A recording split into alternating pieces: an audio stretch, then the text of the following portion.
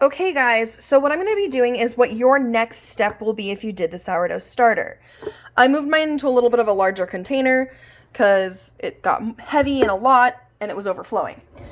Because I wasn't discarding it like I should have been. So, I'm going to take a spoon and get just a spoonful of starter. In this bowl, I did it clear so you guys can see through the sides. You can use any type of bowl you want. What we're going to be doing is called the float test.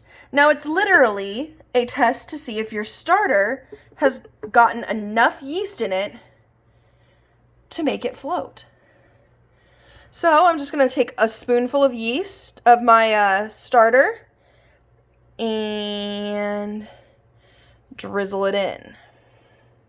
Now, as you can see, my starter has not passed the float test yet. It's really close. If you can see, I've got some of the smaller pieces floating, but the rest of it is in the bottom. That was my spoon that fell. It's all good. So, you want this to pass the float test. Until it passes the float test, you cannot use it without adding additional yeast to your bread. So what I'm going to do is I'm going to feed it some more, let it grow, and then I'll recheck it later on tonight, okay?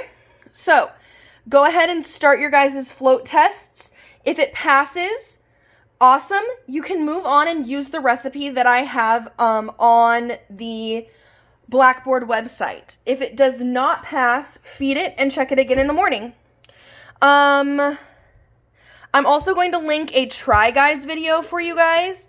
If your starter has finished and it passed the float test because you have more yeast in your area than I do, you can go ahead and watch that try guys video. And that will help you. Just know that that's for technique, not for the actual recipe. Use the recipe that is posted on Blackboard.